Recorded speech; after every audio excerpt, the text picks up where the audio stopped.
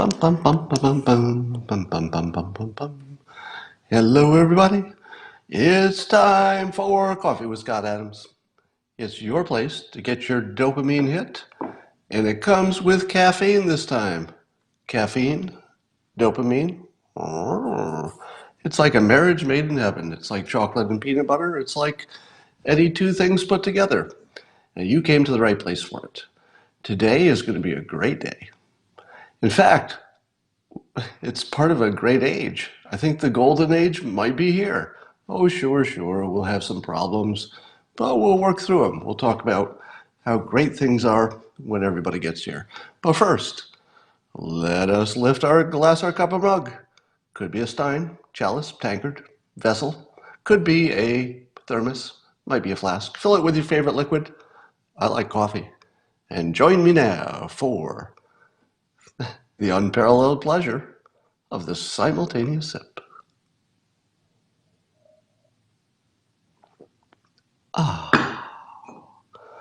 So let me tell you some things that are amazing today.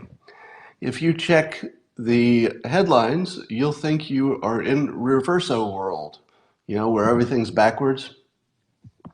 Let me give you an example. In the news today, Jim Acosta is praising, or yesterday, was praising President Trump's speech for D-Day, the 75th anniversary. Totally praising it. What? Where am I? Have I awoken in a dream? At the same time, over on Fox News, Tucker Carlson was praising Elizabeth Warren's economic policy. True story. Do you know why he was praising her economic policy? Because it was pretty good. Do you know why Jim Acosta was praising President Trump's speech in Normandy? Because it was a really good speech. What's happening? We're seeing everybody from AOC to Biden to Murkowski to, of course, the administration talking about the potential of nuclear energy. What? It's the solution to what many would see as the biggest problem in the world. I'm going to be talking a little more about that in a bit. How about, pretty amazing. All right. Kim Jong-un is criticizing his top officials lately for not being good enough. Now, it doesn't seem that he has, at least he hasn't executed his people who were negotiating. But one of the hypotheses is that the new loosening of, loosening of contact between North Korea and South Korea is probably letting into the country a lot of movies and culture and stuff, probably on thumb drives and small devices and things. But the thinking is that Kim Jong-un knows he can't survive information. If information gets into the North, it will make clear that they're not doing things as well as other countries, and that's a real problem. So Kim has started to criticize publicly his own people for not doing a good job. He's making sure that when the public finds out that things aren't working well, he wants to make sure that they know who to blame, which suggests that he knows information is coming. Now, it's a lot of dots I've connected here, so I'm not going to try to get into the mind of somebody on the other side of the world, but I do think that there is some truth to the fact that he can't stop the information from getting in, and the more that gets in, the more he's going to have to explain. And that's probably good for us because he's going to need to improve things, and there is one path to improvement, and it's through negotiations with the U.S. Even Robert Downey Jr. has started a foundation to try to fix climate change and maybe pollution. It's a little unclear what he's up to, but he's putting his money behind it. Now, what's the first thing you think of when you think, oh, Robert Downey Jr., an actor, wants to clean up fix climate change, it's going to be something dumb? Not so much. Not so much. He loves nuclear energy. That's right.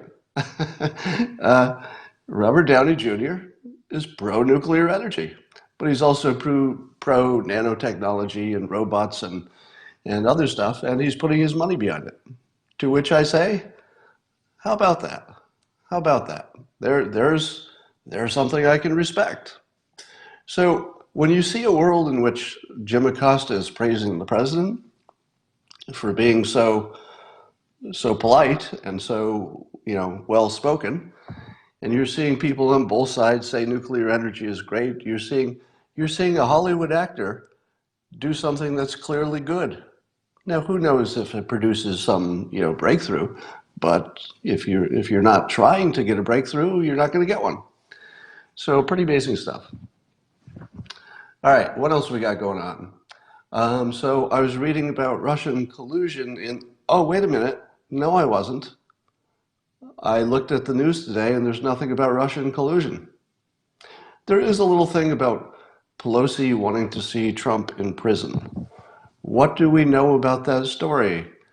We know that it's a quote of something that somebody said that wasn't recorded and was reported to us by people unknown.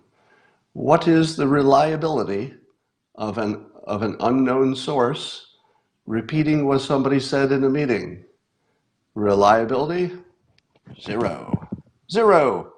No reliability. Now, it's possible that she said something like, we're going to play it for, we're going to do the election, and then it's possible she said something that sounded like it, but it's not possible that that's exactly what she was thinking. Well, it's possible. It's unlikely. Here's what I think was happening, as others have suggested.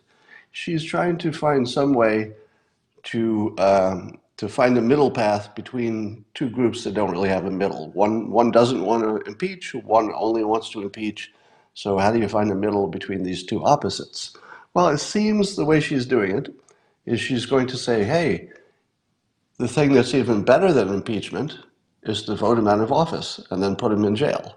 So if you're talking to the hardcore impeachment people, you say, look, I'm harder core than you are. All you want to do is impeach, and that's not even going to work. What I want to do is beat him in the election, which could work, maybe, could work. And then once he's beaten in the election, the legal system can't protect him, and we can do what we want. Now, if she's saying that to her impeach crowd, pretty smart. Because she's saying, no, I'm not less hard on the president than you are, I'm much harder. That's a very good argument. It's a high ground. She's saying, have a little patience. We'll vote him out of office, then we do whatever we want with him because he's not protected by the office anymore. Now, that doesn't mean she believes it. That doesn't mean that she would really pursue the president or want to after he was out of office.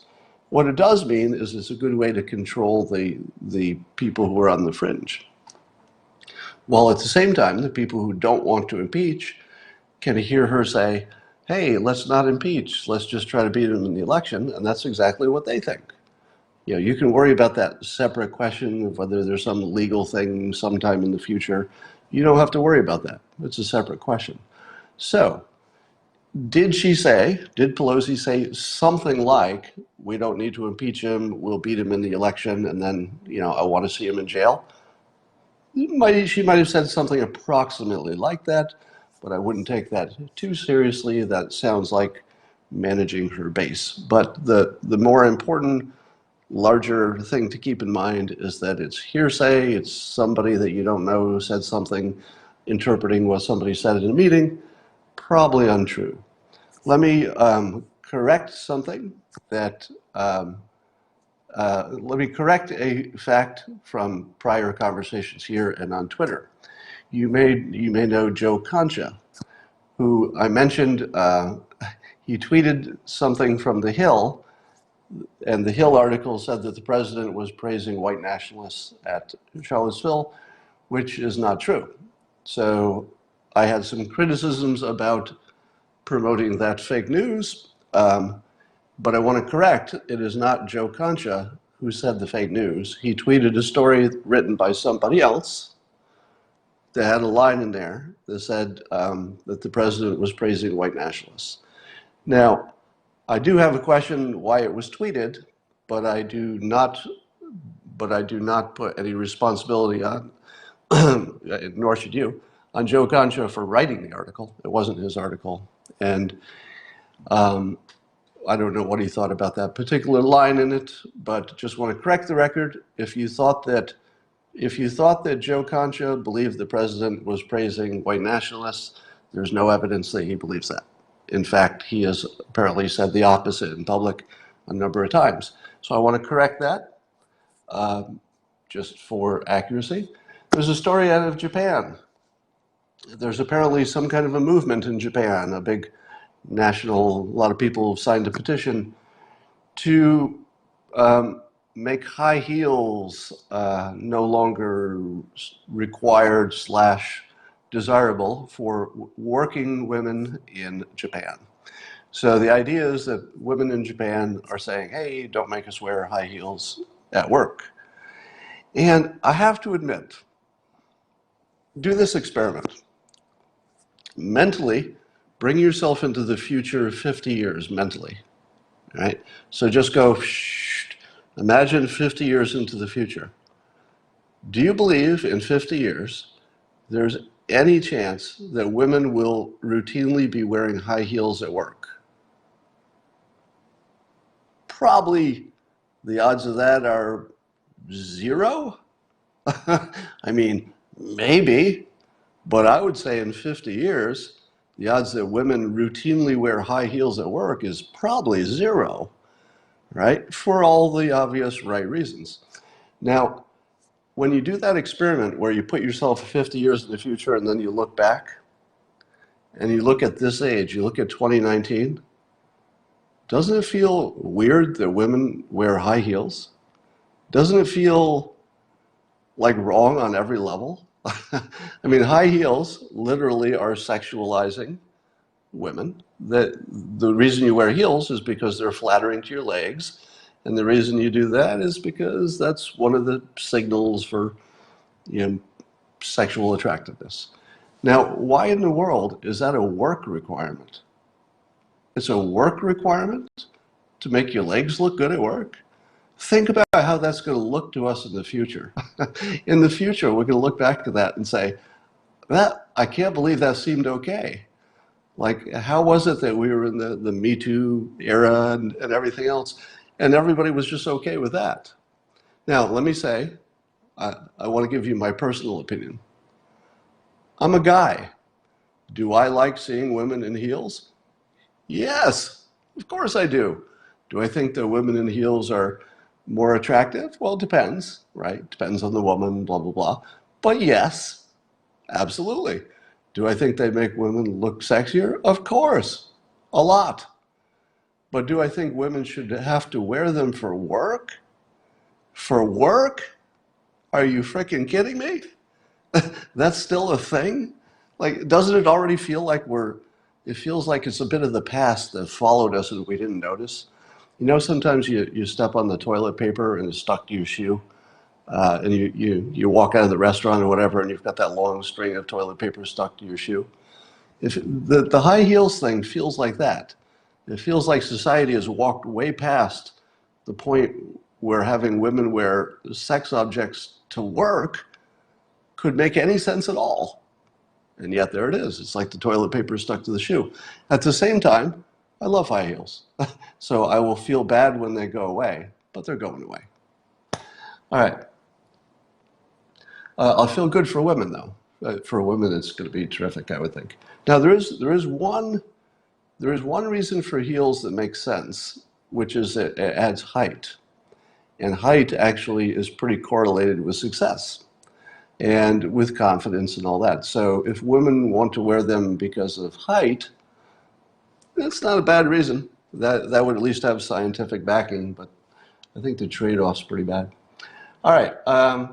Let's talk about censorship of conservatives. So the latest is Steven Crowder was demonetized on YouTube. I keep wanting to get really engaged in this topic. I keep thinking that somebody's going to get kicked off a platform or demonetized, and I'm going to say to myself, now you've gone too far. You've crossed the line now, big social media.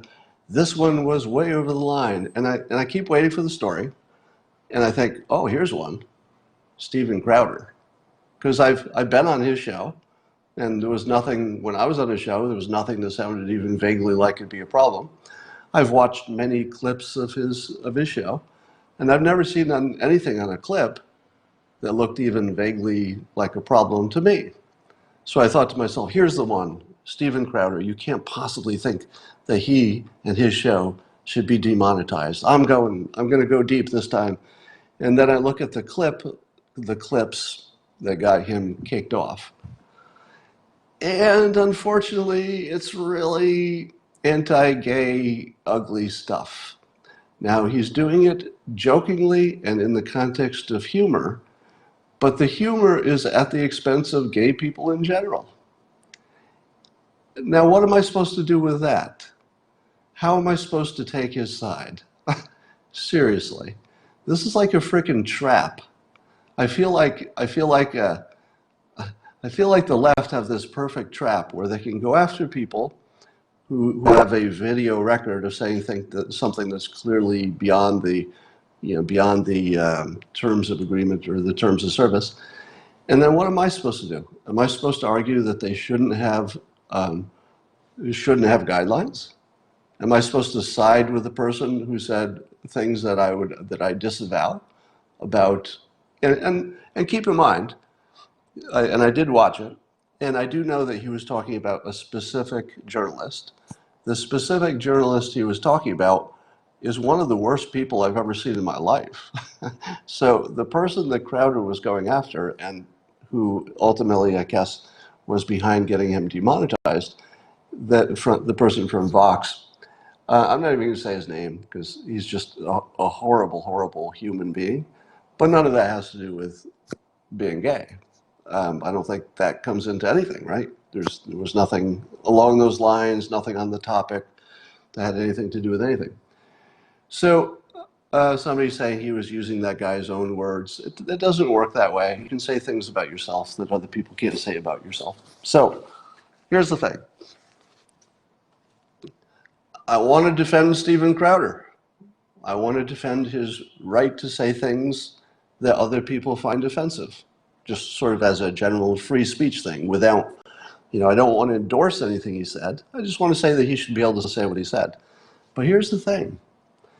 What YouTube did was they demonetized him. They didn't take him off the platform. As long as he's on the platform, he still has complete freedom of speech. He just isn't monetized. And here's the issue. Does YouTube or any other platform have a legitimate right to service their advertisers in a way that the advertisers are buying something that's of value, which is an advertising platform that doesn't cause them any trouble? If what YouTube is doing is saying our advertisers do not want to pair their content with this, they don't want to pair their ads with this content, I say, well, that's sort of a free speech issue too, isn't it? Because if you're an advertiser, you get to have your own free speech, and your free speech is, hey, I don't want my brand associated with this kind of content.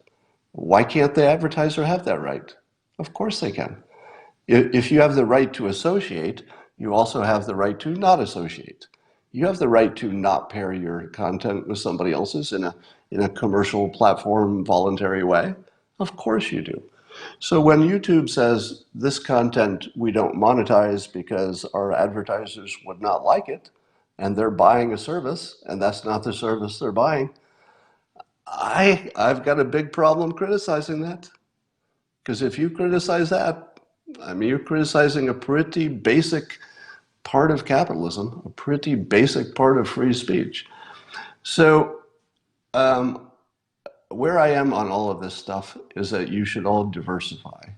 So if you haven't already opened alternative social media accounts, I would recommend you do that.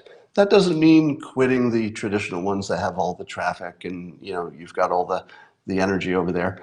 Don't quit them, but make sure that you've got a backup and make sure you've diversified across platforms.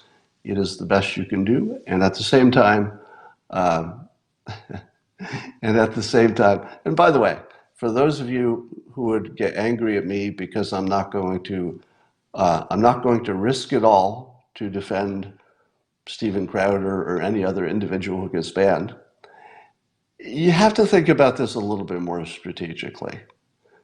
If everybody goes off and gets themselves banned because somebody else did something that advertisers don't like, I don't know if that's the fight you want to be in. Um, and having watched the clips that got Steven Crowder kicked off of monetization anyway, I looked at them and I said to myself, okay, that's not a slip of the tongue. It's a repeated behavior. He did the same thing that anybody would have known would have been a problem. Anybody who did what he did should have known this would get him in trouble on the platform. Know why he didn't? I'm not in his head. I have no idea why he did what he did. Don't know. But it's not for me to defend his actions or YouTube's. All right, but I'm going to keep watching this because there's a real issue here, and but I don't want to confuse it with things that are just business, because that's not a problem. All right, let us talk about the coming golden age. I'm going to call it a nuclear age. So I'm going to give you a new term. I believe we are entering the nuclear age. Now I know what you're saying. Oh, how can we be entering it? We've been in it forever. We've had nuclear power forever. And decades and decades. What do you mean we're entering it? Well, here's my argument. I'm going to start with a general concept. And the general concept looks like this. For a technology, it's often common that a technology would start off as not being useful, and then we would develop it until it became useful. So we would cross the line into being useful. But if you further develop it and you keep going, you might reach a point where you have another turning point where it doesn't become just useful, it actually transforms society. Let me give you an example. Telephones. Telephones started out, the day they were invented, there was nobody to call. What good was a telephone when only 100 people in the world had them? Not much good. But they kept improving, and more people got them. And then you started to have flip phones. You had a phone that didn't have a screen on it, but it was a little flip phone, and you could make a call anywhere. You could be anywhere and still make a call. Well, not anywhere. You had to be near a city, and you had to have coverage. But it was a pretty big deal. When we went from landlines to cell phones, that was a big change into the useful zone. Now you could say we were useful with landlines, and it just got better and better with the flip phones. But then smartphones came along. Smartphones are not just a better telephone. It's a complete rearrangement of society, because now everything's an app. The things I used to call, I can do on an app. The fact that it has a screen and it can do so many functions, it's barely even a telephone. The thing I do least with smartphone is make a phone call. That's the thing I do least. So phones went through a few stages where there were long phases where they were getting a little bit better, but then when they reached some turning point where it was like changes everything. It's possible that when we get G5 everywhere, the faster speeds, that it might do this again. I mean, there might be a whole other level where you've got enhanced reality in your glasses and all kinds of stuff. Now, let's get to nuclear. Nuclear energy started, of course, the first day the first nuclear energy was designed in the first nuclear plant, let's call it Generation 1, whatever that was, wasn't that useful to the world. It had to get a lot better. Generation 2 was better. Generation 3. So we're sort of here on nuclear, except people will say, wait a minute, it's been decades and decades, and nuclear plants are, some of them are closing. It doesn't seem like we have any momentum. What's up with this? Well, the problem is that you couldn't iterate nuclear energy technology easily, because it was hard to build a nuclear plant and then see if it worked, and then, oh, how can we improve this, and then build another one. But we are very close to an inflection point with nuclear energy. That would be the Generation 4 plants. I would say the Generation 3 and 4 are right around this corner. This is about where we are. So, what's going to happen when we have lots of small Generation 4 or maybe someday fusion, but we can just talk about more standard fission nuclear for now. I think we're approaching another point. What happens when nuclear energy is widespread and they figured out how to standardize the designs so that you can lower the cost and get approval more easily? Now keep in mind, shrinking them and standardizing the design fixes a lot of stuff. It fixes the economics because you're always making the same nuclear plant. It fixes training because it's the same plant, you're just reproducing it. And it makes it a lot easier to get approval because the approval is the same as the last time. You don't have to look at a whole new plan. You say, it's the same as last time. So we'll just put another one in a new place. So there's a lot going on in terms of the ordinary engineering of nuclear. Now, let me give you another analogy. I worked at the phone company back in the days when it was landlines and the first cell phones were developed. And then I was also in the group within the phone company that was first developing the smaller cell phones, which became the flip phones and the little regular cell phones. During that time, one of the things that the engineers explained to me is that there was nothing stopping us from going where we were with landlines to a point where everybody had a phone in their pocket and could call anybody from anywhere. They told me it is purely an engineering problem, meaning there's nothing that needs to be, invented out of nothing. It's known engineering problems and iterating to find the best of them until you get something great. All of the engineers who worked in this field said there's nothing that's going to stop this from happening. It's just time and iteration. Likewise, with nuclear energy, if you talk to the people in that field, they will tell you there is nothing that's going to stop this from happening. The slow improvement in nuclear is going to have an elbow and it is going to go crazy. We don't know when. It could be in 10 years. It could be in 20 years. But the odds of it happening are more like 100%. Unless, I suppose if aliens visit and bring us a new technology, energy source, it could make a difference. Now, here's why this matters. I'm going to make a statement that will haunt you forever. The statement is this: money is simply a way to store energy. That's the thought that will haunt you for a while. Money, currency and bank accounts and credit cards and all those, anything that's money is a way to store energy. And that everything that we care about and need to do is about moving energy.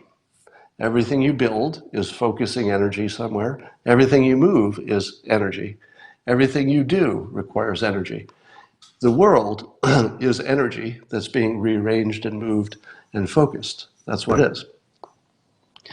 If you think about that, then you understand that when we get to the elbow where energy becomes way, way cheaper, everything changes. We're not talking about small improvements. When you get to the point where we're putting, let's say, Generation 4 smaller nuclear online, and we're just cranking them out, boom, boom, boom, boom, as the cost of energy goes down, which is what would happen, you get all these transformative benefits that are not, here's my cat coming through. These are not incremental changes. Sorry about this, she's knocking the screen right now.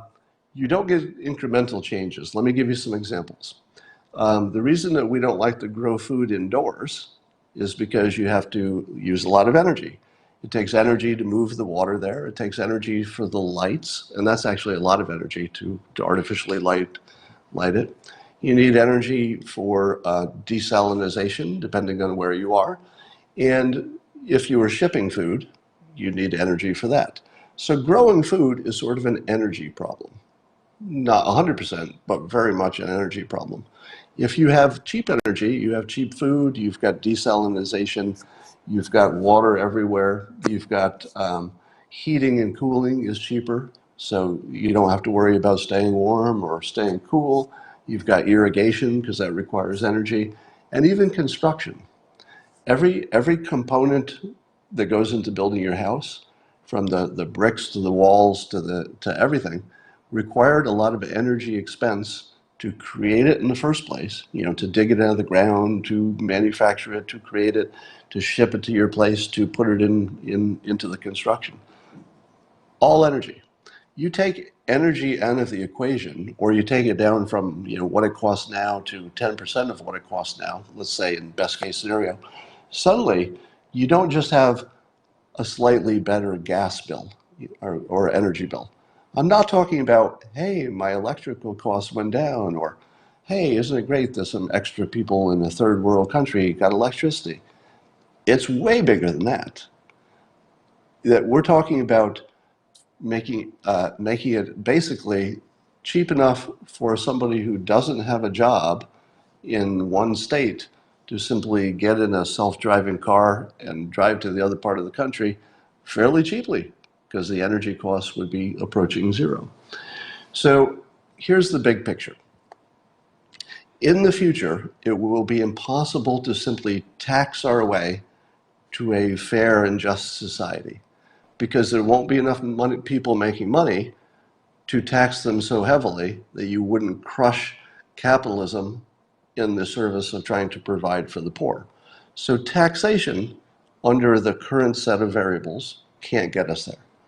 But if you can reduce substantially the cost of a good quality life, such that instead of costing $100,000 a year to have a family of four in a suburban area, maybe it costs, and even that's low, but maybe it costs 50, maybe it costs 25. You should be able to get the cost of a good life way, way down simply by starting with energy. So I propose that we are entering a golden age in which nuclear energy will drastically reduce the cost of most of what we do, so that most of what we do completely transforms into a far better world. So that's the thought. Money is just a way to temporarily store energy that can be released again when you give somebody else your money for them to do some work. So that's the situation. So here, consider, if you will, that people on both sides of the aisle, from AOC and Biden to Rick Perry and the energy group in the Trump administration, pretty much everybody's on plan right now that iterating nuclear technology and getting serious about it is the way to go. It is the way to deal with climate change. It is the way to deal with our national debt. Because again, you'd be making things cheaper for people. You don't need to tax as much if everything becomes less expensive. So even things like healthcare become way more affordable if you don't have to pay so much for the other stuff. So nuclear energy could be the biggest transformative change in civilization in the coming few decades, and everybody's on board. I don't see anybody who's against it who's actually looked into it. So even the politicians are on the same side. So you're looking at a situation forming that is one of the most positive things that civilization has ever seen. And here's the fun part. There's almost nothing that can stop it from happening. Because remember, it's just engineering. We don't have to do much differently. Maybe the lawmakers need to make things a little easier and maybe get rid of some regulations, but it seems there's some will to do that. So there doesn't seem to be any problem to get from where we are to way less expensive energy and widely available, and completely transforming society because of it. It's going to happen. 10 years, maybe 20 years, but nothing's going to stop it. I think I will leave it on that high point. And I'll remind you, if you want to see this in replay, you can just go to YouTube and Google Real Coffee with Scott Adams, and it'll pop right up. And that's all for now. I will talk to you later.